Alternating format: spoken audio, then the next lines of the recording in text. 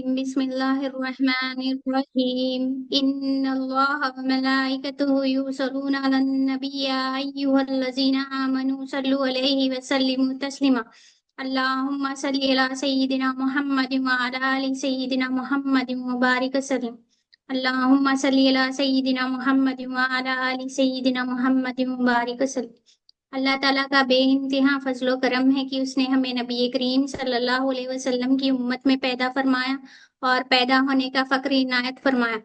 الحمدللہ یہ فخر رشک انبیاء نکلا۔ مزید برائے کرم ہوا کہ اللہ تعالیٰ نے قرآن جیسی نعمت سے ہمیں وابستہ فرمایا، اولیاء اللہ کے دامن سے وابستہ فرمایا اور تجدید ایمان کے لیے ہمیں یہاں جمع فرمایا۔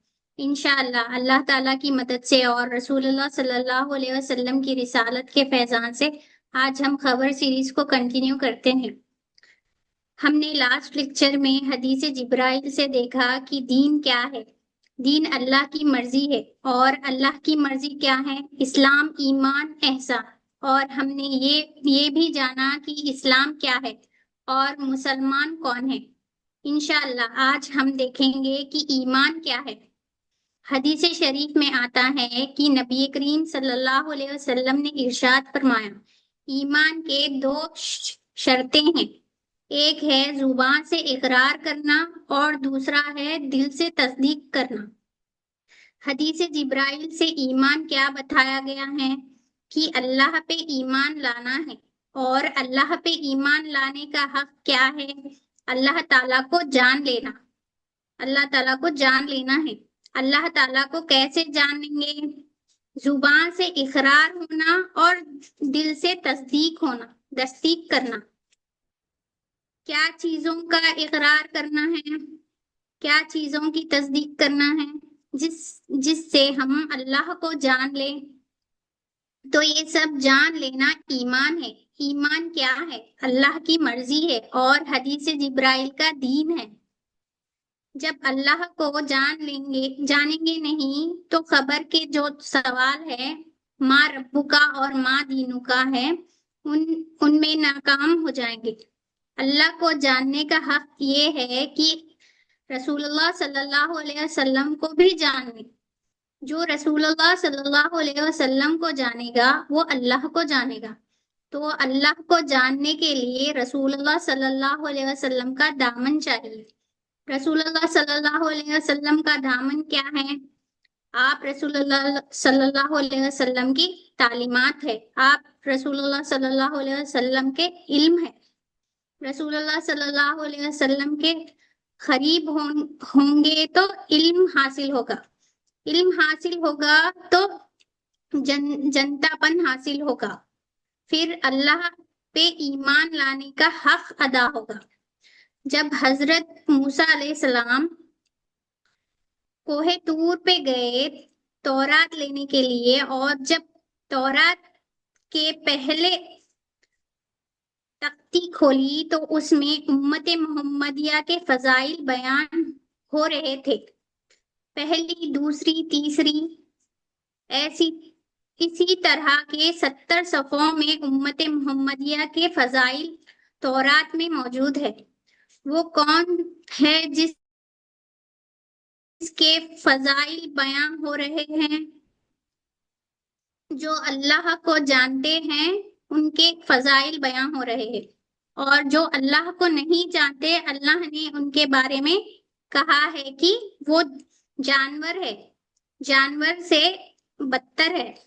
مگر جو اللہ کو جانتے ہیں ان کے فضائل بیان ہو رہے ہیں، ان کی تعریف ہو رہی ہے، اور وہ امت محمدیہ ہے۔ امت محمدیہ میں کون آتا ہے؟ اس میں صحابہ کرام ہے، اس میں حضرت ابوبکر صدیق رضی اللہ تعالی عنہ ہے، اس میں حضرت عمر فاروق رضی اللہ تعالی عنہ ہے، اس میں حضرت عثمان غنی رضی اللہ تعالی عنہ ہے، اس میں حضرت علی رضی اللہ تعالی عنہ ہے۔ تمام صحابہ اور اہل بیت اور ان کے غلام بھی ہے، جن سے جنتا پن حاصل کیا، جس نے اللہ کو جانا، اللہ کو پہچانا۔ تعریفی مرتبے اور فضائل دیکھ کر موسیٰ علیہ السلام نے عرض کیا، اے بار تعالیٰ، اتنی پیاری امت، یہ امت کو مجھے عطا کر دے، یا اس امت کا مجھے امتی بنا دے۔ تو موسیٰ علیہ السلام امت محمدیہ کے فضائل دیکھ کر اس امت کی امتی بننا چاہے، تو یہ کون لوگ ہیں؟ یہ اللہ کو جاننے والے ہیں۔ قرآن کی مدد سے بات کو آگے بڑھاتے ہیں۔ اللہ تعالیٰ قرآن میں سورہ مائدہ آیت نمبر 83 میں فرماتے ہیں، بسم اللہ الرحمن الرحیم، وَإِذَا السَّمِعُ مَا أُنزِلَ إِلَى الرُّسُولِ تَرَىٰ أَعْيُنَهُمْ تَفِيضُ مِنَ الدَّمْعِ مِمَّا عَرَفُوا مِنَ الْحَقِّ يَقُولُونَ رَبَّنَا آمَنَّا فَاكْتُبْنَا مَعَ الشَّاهِدِينَ۔